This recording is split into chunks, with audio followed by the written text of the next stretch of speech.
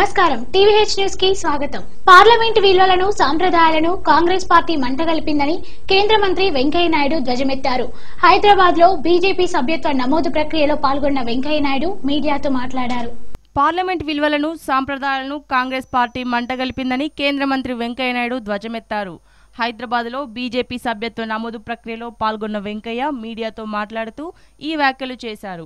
ప్రధాని నుంచి కింద స్థాయి వరకు ఉన్న అందరిని విమర్శించిన కాంగ్రెస్ పార్టీ నుంచి తాము నేర్చుకోవాల్సింది ఏమీ లేదని ఎద్దేవా చేశారు। కాంగ్రెస్ పార్టీలోని అనేక మంది పెద్దలు మోడీ గురించి చేసిన విపరీత వ్యాఖ్యలను ఈ సందర్భంగా ఆయన గుర్తు చేశారు। దేశంలోని అన్ని వ్యవస్థలను కాంగ్రెస్ పార్టీ నాశనం చేసిందని వెంకయ్య మండిపడ్డారు। తమకేమి కావాలన్న విషయం కూడా ఆ పార్టీకి తెలియదని అన్నారు। పార్లమెంటులో కాంగ్రెస్ పార్టీ ద్వంద్వ వైఖరిని అవలంబిస్తుందని విమర్శించారు। కింద స్థాయి కుటుంబం నుంచి వచ్చిన ఓ పేద మహిళా ఎంపీ ఎన్నికల సభలో మాట్లాడిన మాటలను పట్టుకుని పార్లమెంటులో రభస చేయడం మంచి పద్ధతి కాదని అన్నారు। పార్లమెంటు సమావేశాలు సజావుగా సాగేందుకు సహకరించాలని విజ్ఞప్తి చేశారు। కాంగ్రెస్ పార్టీ ఇప్పటికీ తన ఓటమిని జీర్ణించుకోలేకపోతుందని అన్నారు। కాంగ్రెస్ పార్టీ దాని మిత్రులు అనుసరిస్తున్న పచ్చి అవకాశవాద వైఖరిని, రెండు నాలుకల ధోరణిని, ద్వంద్వ ప్రమాణాలను నిర్ద్వందంగా తిరస్కరిస్తున్నాము। కాంగ్రెస్ పార్టీకి ప్రజా జీవనంలో ప్రమాణాలు పాటించడం గురించి, సాంప్రదాయాల గురించి, ప్రసంగాల సమయంలో పాటించవలసిన ప్రమాణాల గురించి కాంగ్రెస్ పార్టీ ప్రవచనం చెప్పి వాటి నుంచి మేము నేర్చుకోవాల్సిన అవసరం లేదు। దేశంలో అన్ని రకాల వ్యవస్థలను, సంస్థలను, సాంప్రదాయాలను మంటగలిపి ప్రమాణాలను దిగజార్చి వాతావరణం కలుషితం చేసిన కాంగ్రెస్ పార్టీ తగుదనమ్మా అని సలహాలు చెప్పడం, పార్లమెంట్ నడవనీయకుండా చేయడం దూరంగా ఉంది। వారికి ఏం కావాలో వారికే తెలవదు। విచిత్రమైన పనులన్నీ చేస్తున్నారు నాటకీయ ధోరణులతో। నేను నల్లగుడ్డలు కట్టుకొని వచ్చారు మూతికి నల్లగుడ్డలు కట్టుకొస్తే అర్థం ఏంటి? మాట్లాడే అవకాశం లేదు, మాట్లాడారు। అదేం పద్ధతో నాకు అర్థం కాలేదు। అత్యంత నీచమైన పదజాలాన్ని ఉపయోగించి ప్రధానమంత్రి నుంచి కింద స్థాయి వరకు ప్రత్యర్థులందరినీ అనేక రకాలుగా తిట్టిపోసిన కాంగ్రెస్ నాయకులకు, ఆనాటి కాంగ్రెస్ మంత్రులకు మమ్మల్ని విమర్శించేటి హక్కు ఎక్కడిదని నేను ప్రశ్నిస్తూ ఉన్నాను। జమ్మూ కాశ్మీర్ లో ఉగ్రవాదుల దాడులను ప్రధాని నరేంద్ర మోదీ ఖండించారు। జార్ఖండ్ ఎన్నికల ప్రచారంలో భాగంగా ఆయన మాట్లాడుతూ మన ప్రజాస్వామ్యాన్ని లక్ష్యంగా చేసుకుని ఉగ్రవాదులు దాడులకు దిగుతున్నారని చెప్పారు। జవాన్ల త్యాగాలకు సెల్యూట్ చేస్తున్నానని అన్నారు। దేశం కోసం అమరులైన వారిని ప్రజలు ఎప్పటికీ గుర్తుంచుకుంటారని తెలిపారు। అవినీతి నుంచి జార్ఖండ్ కు విముక్తి కలిగించాల్సిన అవసరం ఉందని ప్రధాని మోడీ అన్నారు। శనివారం రోజు జార్ఖండ్ ఎన్నికల ప్రచారంలో ఆయన పాల్గొన్నారు। మన ప్రజాస్వామ్యాన్ని లక్ష్యంగా చేసుకుని ఉగ్రవాదులు దాడులకు దిగుతున్నారని చెప్పారు। జవాన్ల త్యాగాలకు సెల్యూట్ చేస్తున్నానని అన్నారు। దేశం కోసం అమరులైన వారిని ప్రజలు ఎప్పటికీ గుర్తుంచుకుంటారని తెలిపారు। కల్ కశ్मीर में आतंकवादियों ने भारत के लोकतंत्र पर हमला करने का निर्लज्ज प्रयास किया और भारत मां का लाल इसी झारखंड का सपूत श्रीमान संकल्प कुमार शुक्ला, जिन्होंने देश की रक्षा के लिए अपना बलिदान दिया। मैं वीर शहीद संकल्प कुमार और शहीद हुए सभी जवानों के प्रति, भारत मां के इन वीर सपूतों के प्रति आदरपूर्वक श्रद्धांजलि अर्पित करता हूं। झारखंड के लोगों ने 30 साल के बाद देश को बहुत बड़े संकट से बचा लिया। वो संकट था देश पर 30 साल के अस्थिरता का संकट था, मिली जुली सरकारों का संकट था। अगर झारखंड के मतदाताओं ने इतनी भारी मात्रा में भारतीय जनता पार्टी को विजय न दिया होता तो दिल्ली में स्थिर सरकार नहीं बनता। 30 साल से जो संकट चल रहा था उस संकट से मुक्ति नहीं मिल पाई। मैं झारखंड से आग्रह कर रहा हूं, आगे के चुनाव के मतदान में भी पहले से ज्यादा मतदान करके भारी बहुमत से भारतीय जनता पार्टी की स्थिर सरकार बनाना ये झारखंड के लिए बहुत आवश्यक है। కాగా జార్ఖండ్ ఎన్నికల ప్రచారంలో రాహుల్ మాట్లాడుతూ మోడీ కాశ్మీర్ వెళ్లినప్పుడే ఉగ్రవాద దాడులు ఎందుకు జరుగుతాయో ప్రజలు ఓసారి ఆలోచించాలన్నారు। जिन्होंने कहा कि जब मैं प्रधानमंत्री बनूंगा चीन को मैं दिखाऊंगा, पाकिस्तान को मैं दिखाऊंगा। 10 साल हमारी सरकार थी, जम्मू कश्मीर में पुलिस जा रहे थे, 40 लाख करते थे लोग, शांति थी, उनकी सरकार आई और आतंकवाद शुरू हो गया। जहां भी ये जाते चुनाव के समय आप देख लेना, चाहे वो महाराष्ट्र हो, दिल्ली हो, उत्तर प्रदेश हो, चुनाव से पहले दंगा जरूर होगा। एक धर्म को दूसरे धर्म से जरूर लड़ाएंगे और फिर चुनाव होगा। కాశ్మీర్లో మృతి చెందిన ఉగ్రవాదుల దగ్గర దొరికిన ఆహార పొట్లాలపై పాక్ ఆనవాళ్లు ఉన్నాయని ఇండియన్ ఆర్మీ చెప్పింది. ఎన్కౌంటర్ స్థలంలో లభ్యమైన అన్నం పొట్లాలు పాక్ ఆర్మీ తయారు చేసినవని భారత్ అధికారి ఒకరు చెప్పారు. ఉగ్రవాదులు జరిపిన దాడిని అగ్రరాజ్యం అమెరికా తీవ్రంగా ఖండించింది. ఉగ్రవాదం అంతు చూడడానికి భారత్తో కలిసి పోరాడతామని ప్రకటించింది. ఇండియాపై ఎప్పుడు ఉగ్రవాద దాడులు జరిగినా మాకు ఎటువంటి సంబంధం లేదు అంటూ పాకిస్తాన్ చెప్పడం మామూలే.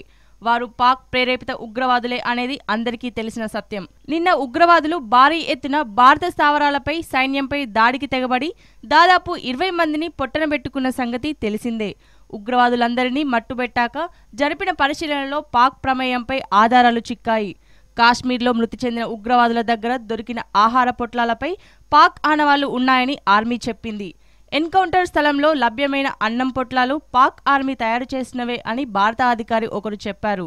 కాగా ఉగ్రవాదులు సమకూర్చుకున్న ఆయుధాలు, మందుగుండు సామగ్రిని చూస్తే వారు చాలా సమయం ఆర్మీతో ఘర్షణ పడడానికి నిర్ణయించుకున్నట్లు తెలుస్తోంది. ఈ రోజు ప్రధాని అధ్యక్షతన ఆయన నివాసంలో జరిగే అన్ని రాష్ట్రాల ముఖ్యమంత్రుల సమావేశంలో కేసీఆర్ పాల్గొంటారు. సమావేశం అనంతరం ప్రధాని నరేంద్ర మోదీతో కేసీఆర్ కొద్దిసేపు ఏకాంతంగా భేటీ కానున్నారు. ఆంధ్రప్రదేశ్ పునర్వ్యవస్థీకరణ చట్టం మేరకు రాష్ట్రానికి రావాల్సిన అంశాలపై ప్రధానితో చర్చిస్తారు. సీఎం కె చంద్రశేఖరరావు నేడు అన్ని రాష్ట్రాల ముఖ్యమంత్రుల సమావేశంలో పాల్గొననున్నారు. ప్రణాళిక సంఘం స్థానంలో కొత్త సంస్థ ఏర్పాటు కోసం ప్రధానమంత్రి నరేంద్ర మోడీ అధ్యక్షతన ఆయన నివాసంలో ఉదయం నుంచి సాయంత్రం దాకా ఈ సమావేశం జరగనుంది. ఈ సమావేశంలో ప్లానింగ్ కమిషన్ ద్వారా ఆయా రాష్ట్రాలకు ఇన్నాళ్లుగా అందుతున్న నిధులు, రాష్ట్రాల డిమాండ్లకు అనుగుణంగా కేంద్రం నుంచి అందుతున్న సహకారం వంటి విషయాలను కేసీఆర్ ప్రస్తావించే అవకాశం ఉంది. మధ్యాహ్న భోజన విరామం అనంతరం ప్రధానితో కేసీఆర్ విడిగా సమావేశమయ్యే అవకాశం ఉన్నట్లు తెలుస్తుంది. ఈ విషయమై టీఆర్ఎస్ పార్లమెంటరీ పార్టీ నాయకుడు జితేందర్ రెడ్డి శనివారం మీడియాతో మాట్లాడుతూ ప్లానింగ్ కమిషన్ను రద్దు చేస్తూ నూతన వ్యవస్థను తీసుకురావాలని ప్రధాని భావిస్తున్నందున రాష్ట్ర ప్రణాళికలకు అనుగుణంగా కేంద్రం నిర్ణయం తీసుకోవడంతో పాటు ఆయా ప్రాజెక్టులకు అవసరమైన మేరకు నిధులను ఇవ్వడంపై ప్రధానికి కేసీఆర్ వివరిస్తారని పేర్కొన్నారు. ప్లానింగ్ కమిషన్ ప్రణాళికలు, రాష్ట్ర ప్రభుత్వాల ప్రణాళికలకు మధ్య కొన్ని సందర్భాల్లో భిన్నాభిప్రాయాలు ఉంటున్నందున చివరికి ప్రణాళిక సంఘం నిర్ణయాలే చెల్లుబాటు అవుతున్నాయని జితేందర్ రెడ్డి అన్నారు. 3 సార్లు ముఖ్యమంత్రిగా కూడా పనిచేసిన నరేంద్ర మోడీకి రాష్ట్రాల ప్రణాళికలకు, కేంద్ర ప్లానింగ్ కమిషన్కు మధ్య ఉన్న అగాధం గురించి స్పష్టమైన అవగాహన ఉంటుందని, దీన్ని సమతుల్యం చేయడానికి ప్రధానిగా తీసుకునే చర్యలు నూతన ఒరవడిని సృష్టించగలవని ఎంపీ బూర నరసయ్య గౌడ్ అభిప్రాయపడ్డారు.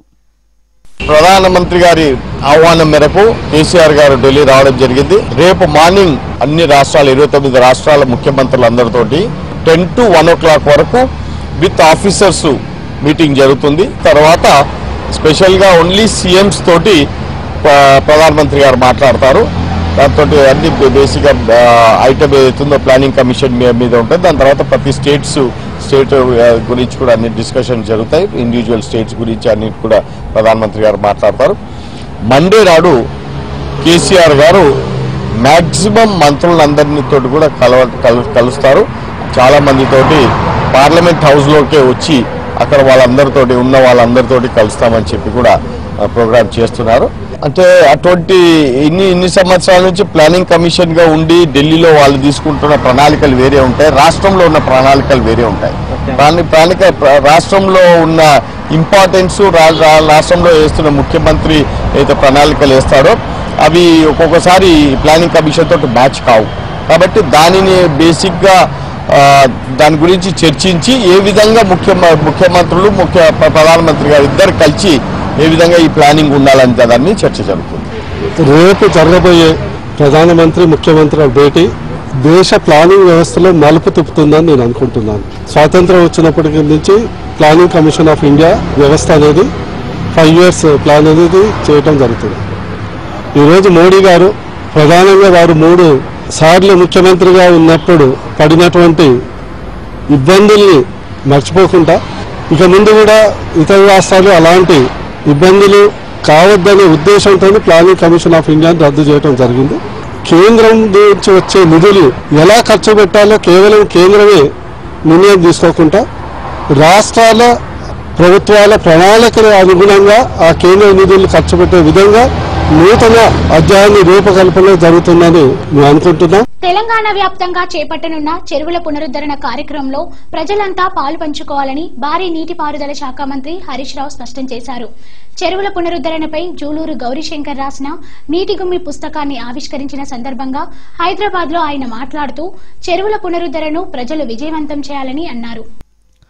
తెలంగాణ వ్యాప్తంగా చేపట్టనున్న చెరువుల పునరుద్ధరణ కార్యక్రమంలో ప్రజలంతా పాలు పంచుకోవాలని భారీ నీటి పారుదల శాఖ మంత్రి హరీష్ రావు స్పష్టం చేశారు. చెరువుల పునరుద్ధరణపై జూలూరు గౌరీశంకర్ రాసిన నీటి గుమ్మి పుస్తకాన్ని ఆవిష్కరించిన సందర్భంగా హైదరాబాద్లో ఆయన మాట్లాడుతూ చెరువుల పునరుద్ధరణను ప్రజలు విజయవంతం చేయాలని అన్నారు.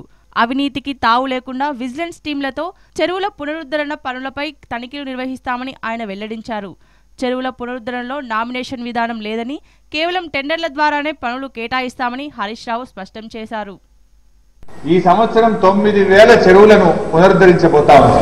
రాజకీయాలకు అతీతంగా ఈ యొక్క కార్యక్రమాన్ని ఒక ఉద్యమ తరహాలో ప్రభుత్వం తీసుకుపోవాలని చెప్పి భావిస్తా ఉంది. దీని ప్రాముఖ్యతను మనకు వివరించడానికి ప్రయత్నం చేసిన గౌరీశంకర్ గారికి రాష్ట్ర ప్రభుత్వం పక్షాన కృతజ్ఞతలు, ధన్యవాదాలు.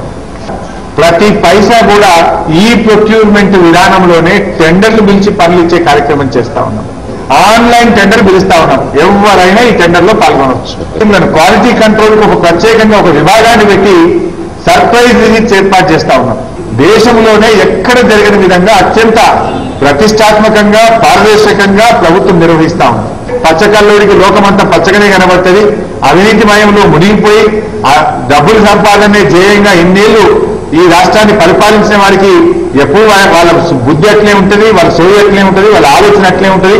అటువంటి వారి గురించి ఆలోచన చేయకుండా వారి విజ్ఞతకే వదిలేసి మేము పూర్తి స్థాయిలో ఉద్యమాన్ని ఎట్లయితే నడిపించి తెలంగాణ తెచ్చినామో ఈ చెరువుల పునరుద్ధరణను కూడా ఆ ఉద్యమ స్థాయిలో నడిపించి ఖచ్చితంగా చెరువులన్నింటినీ పునరుద్ధరింపజేసి తెలంగాణ చెరువులన్నీ కూడా కలకలలాడే విధంగా, జీవకళ ఉట్టిపడే విధంగా గ్రామాల్లో సాగునీరు, త్రాగునీరు పెంపొందించే దిశగా మా ప్రభుత్వం ప్రయత్నం చేస్తుంది. మెగా లోక్ అదాలత్ ద్వారా ఆంధ్రప్రదేశ్, తెలంగాణ రాష్ట్రాల్లో 1,72,457 కేసులు పరిష్కరించుకోవచ్చని హైకోర్టు ప్రధాన న్యాయమూర్తి జస్టిస్ కళ్యాణ్ సేన్ గుప్తా తెలిపారు.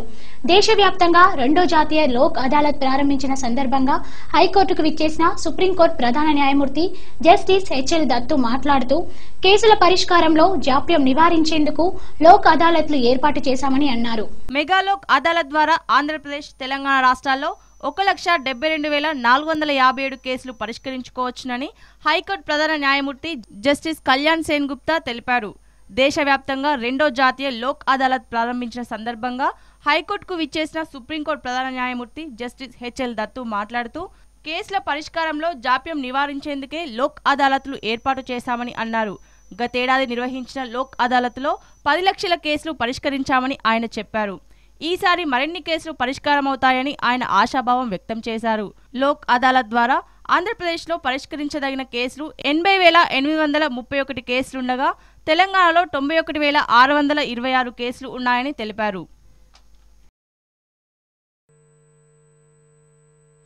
భారత రాజ్యాంగంలోని ఆర్టికల్ 241 ప్రకారము every state must should be one every high court.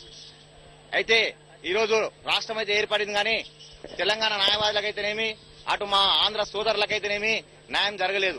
Chief justice of ఇండియాతో మేము విన్నవించడం ఏంటంటే ప్రత్యేక హైకోర్టు ఏర్పాటు చేయాలని, ఇరు రాష్ట్రాలకు 2 హైకోర్టులు ఉండాలని మేము ఈ రోజు విజ్ఞాపత్రం ఇవ్వడం జరిగింది. 60 సంవత్సరాల నుండి తెలంగాణ ఉమ్మడి హైకోర్టులో తెలంగాణ న్యాయవాదులకు గానీ తెలంగాణ కక్షిదారులకు గానీ అన్యాయం జరిగిందని మేము భావిస్తూ వచ్చాము.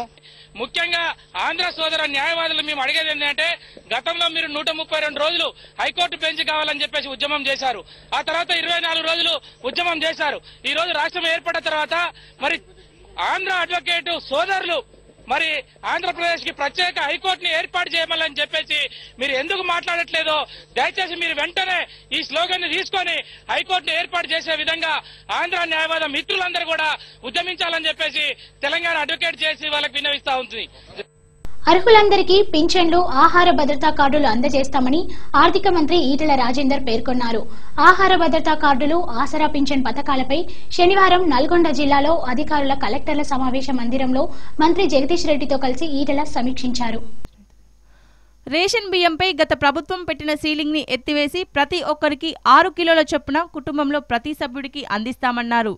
కార్డులు తొలగిస్తున్నారనే ప్రచారానికి ఎంతమాత్రం ఆస్కారం ఇవ్వరాదని అధికారులను ఆదేశించారు. గత ప్రభుత్వం 10 జిల్లాల్లో రేషన్ బియ్యం కోసం 948 కోట్ల రూపాయలు ఖర్చు పెట్టిందని, టీఆర్ఎస్ ప్రభుత్వం 1900 కోట్ల రూపాయలతో పేదలందరికీ బియ్యం అందించనుందని తెలిపారు. మంత్రి జగదీష్ రెడ్డి మాట్లాడుతూ గతంలో జరిగిన అక్రమాలు పునరావృతం కారాదన్నారు. పింఛన్ జాబితాలు ప్రకటించినందున పేర్లు లేని వారి నుంచి ఫోన్లు వస్తున్నాయని, రద్దుకు గల కారణాలు తెలియజేయడంతో పాటు అర్హుల నుంచి తిరిగి దరఖాస్తులు తీసుకుని పరిశీలించాలని అధికారులను ఆదేశించారు. 31వ తారీఖు లోపు కార్డ్స్ ప్రింట్ ఆస్కారం లేకపోయినప్పటికీ కూడా అవసరమైతే కార్డ్స్ జనవరిలో ఇచ్చుకుందాం, ఫిబ్రవరిలో ఇచ్చుకుందాం, కానీ బియ్యం అది అమలు కావాలి. ఇవాళ 6 నెలలు కలిసింది అంటే సంక్షేమ ఫలాలు ప్రజాక్షేత్రంలో పోవాలి. ప్రజలు అందుకోవాలనే సంకల్పంతో ఇవాళ 15వ తారీఖు వరకు ఆసరా పెన్షన్ పూర్తి చేసుకుని 31వ తారీఖు వరకు మనం ఈ పేద పిల్లలు చదువుకునే దాంట్లో కంట్రోల్ పీరియడ్ ఇస్తాం. ఉడికి గోరెండు వాళ్ళు అసలు దొడ్డుగా ఉంటున్నాయి. ఏ కూడేసుకున్నా కూడా కనీసం పిల్లలు తెలియకపోతున్నటువంటిది మొట్టమొదటిసారిగా వచ్చేసి ఎన్ని కోట్ల రూపాయలు ఖర్చు అయినా పర్వాలేదు కానీ హాస్టల్లో చదువుకునే అన్ని, అది ఎస్సీ కావచ్చు, ఎస్టీ కావచ్చు, బీసీ కావచ్చు, రిలీజియస్ కావచ్చు, ఏదైనా కావచ్చు, అందరికి కూడా ఇవాళ సన్నబియ్యం వేయాలని చెప్పేటువంటి దానికి కూడా నిర్ణయం తీసుకుంటాం. ప్రభుత్వ అధికారులు ఎవరు కూడా లెక్కలతో సంఖ్యతని నిలబెట్టుకొని ఆలోచించాల్సిన అవసరం లేదు. గతంలో ఉన్న వాటికంటే తగ్గిస్తే మాకు అవార్డులు వస్తాయని అనుకోవాల్సిన అవసరం లేదు. గతంలో ఉన్న వాటికంటే పెరిగినా సరే సంఖ్యత నిమిత్తం లేకుండా అర్హత ఉన్న ప్రతి ఒక్కరికి ప్రభుత్వం నుండి ఆసరా అందించాలనేది మన ముఖ్యమంత్రి గారి యొక్క ఆలోచన. భారత రాజ్యాంగ నిర్మాత అంబేద్కర్ 58వ వర్ధంతి కార్యక్రమాన్ని దేశవ్యాప్తంగా నిర్వహించారు. అంబేద్కర్ దయ వల్లే దళితులు అన్ని రంగాల్లో ముందున్నారని పలువురు నాయకులు అన్నారు. హన్మకొండలోని కాంగ్రెస్ పార్టీ కార్యాలయంలో డాక్టర్ బిఆర్ అంబేద్కర్ 58వ వర్ధంతి జరిపారు. ఇందులో భాగంగా బిఆర్ అంబేద్కర్ చిత్రపటానికి పూలమాల వేసి నివాళులు అర్పించారు. ఈ సందర్భంగా డీసీసీ ప్రెసిడెంట్ నాయని రాజేందర్ రెడ్డి మాట్లాడుతూ అంబేద్కర్ 60 సంవత్సరాల కిందనే చిన్న రాష్ట్రాలను ప్రోత్సహించారని, చిన్న రాష్ట్రాల వలన ప్రజలకు ఎంతో మేలు జరుగుతుందని అంబేద్కర్ అన్నారని ఆయన అన్నారు. టీడీపీ సీనియర్ నేత, సినీ నటుడు నందమూరి హరికృష్ణ పెద్ద కుమారుడు జానకిరాం నల్గొండ జిల్లా మునగాల మండలం ఆకుపాముల బైపాస్ రోడ్డు వద్ద 65వ నెంబర్ జాతీయ రహదారిపై శనివారం సాయంత్రం జరిగిన ఘోర రోడ్డు ప్రమాదంలో దుర్మరణం పాలయ్యారు. జానకిరాం మృతి వార్తతో హైదరాబాద్లోని ఆయన నివాసంలో విషాద ఛాయలు అలుముకున్నాయి.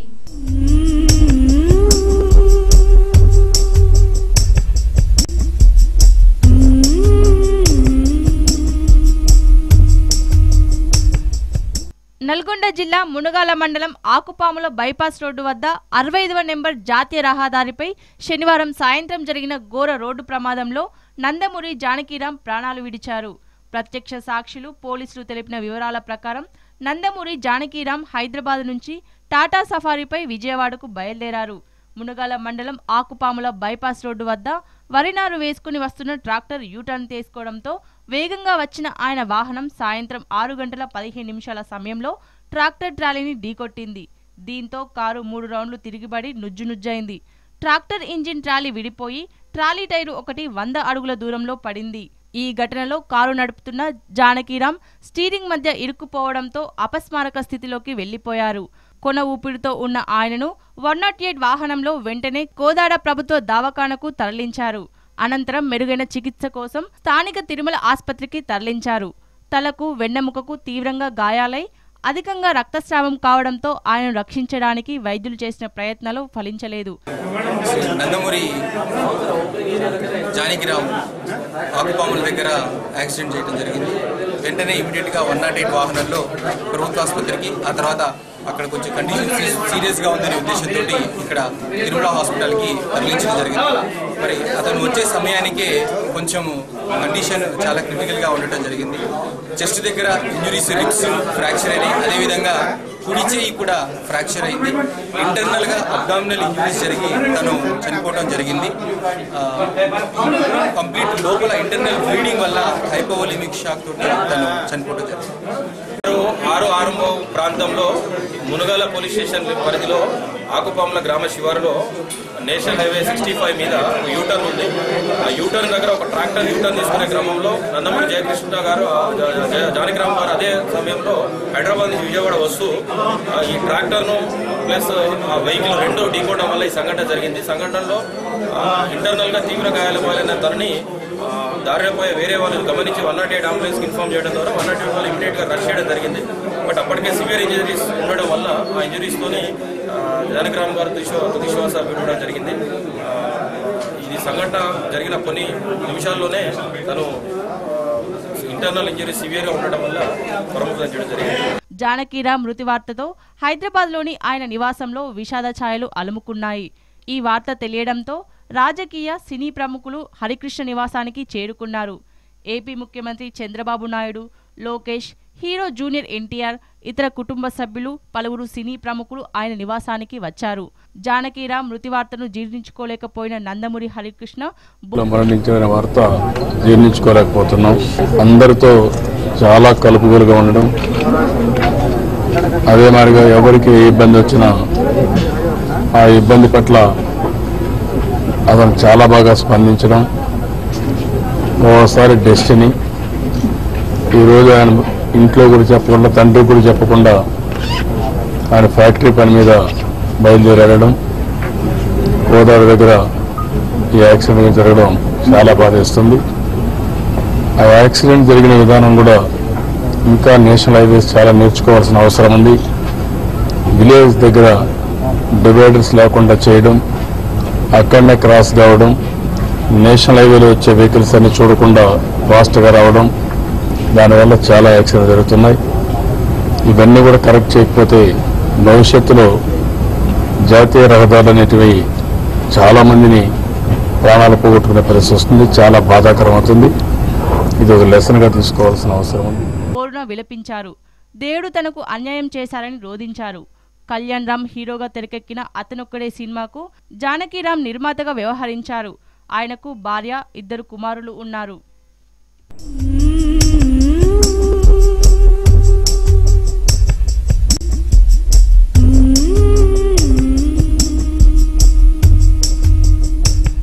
నల్గొండ జిల్లా యాదగిరిగుట్టలో పలు లాడ్జీలపై పోలీసులు దాడి చేశారు. ఎలాంటి ఆధారాలు లేకుండా ఉన్నవారిని అదుపులోకి తీసుకుని విచారణ జరుపుతున్నారు. బహిరంగంగా మద్యం సేవించిన వారిని కూడా అదుపులోకి తీసుకుని కేసు నమోదు చేశామని పోలీసులు తెలిపారు. యాదగిరిగుట్ట పట్టణంలో స్థానిక లాడ్జీలపై పోలీసులు దాడి నిర్వహించగా అనుమానంగా ఉన్న కొంతమంది యువతీ యువకులను అదుపులోకి తీసుకున్నారు. రోడ్లపై మద్యం మత్తులో ఉన్న కొంతమందిని కూడా అదుపులోకి తీసుకుని కోర్టుకు రిపోర్ట్ చేస్తున్నాం అని అన్నారు.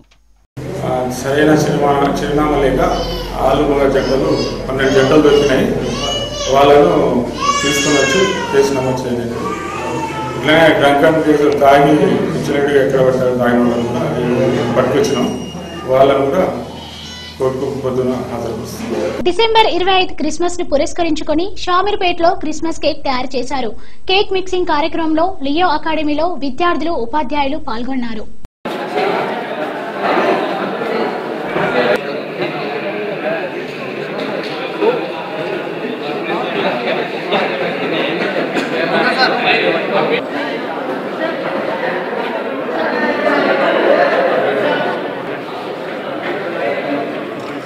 మళ్ళీ ఫోన్ చేస్తారు బాబాయ్, నేను బిజీ ఉన్నా కొంచెం. బాడీలో తింటావు.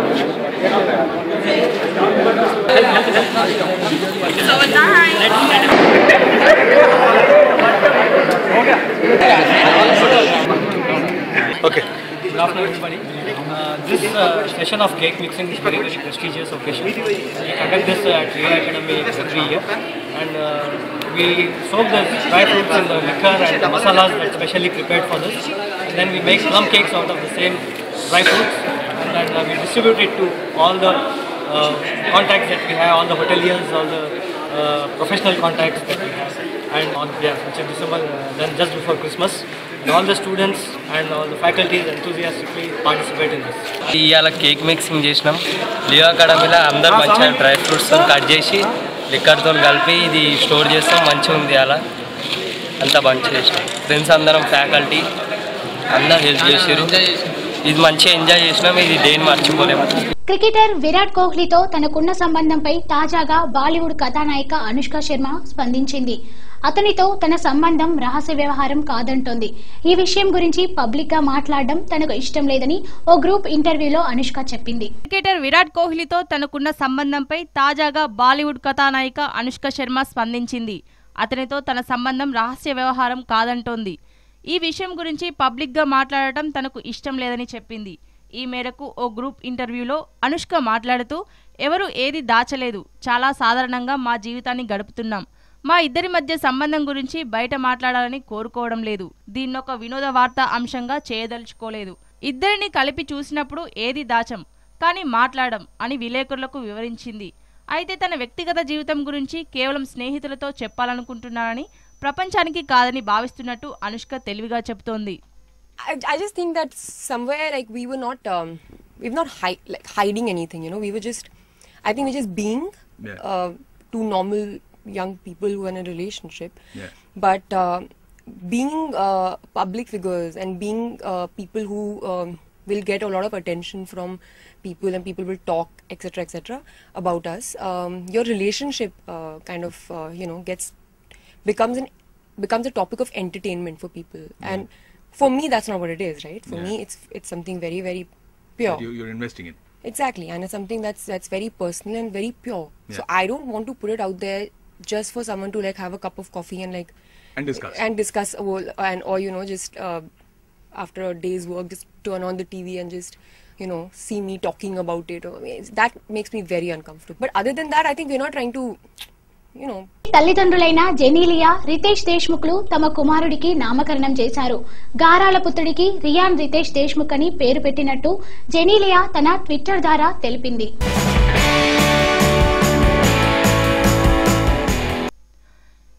ఇటీవలే తల్లిదండ్రులైన జెనీలియా, రితేష్ దేశ్ముఖ్లు తమ కుమారుడికి నామకరణం చేశారు.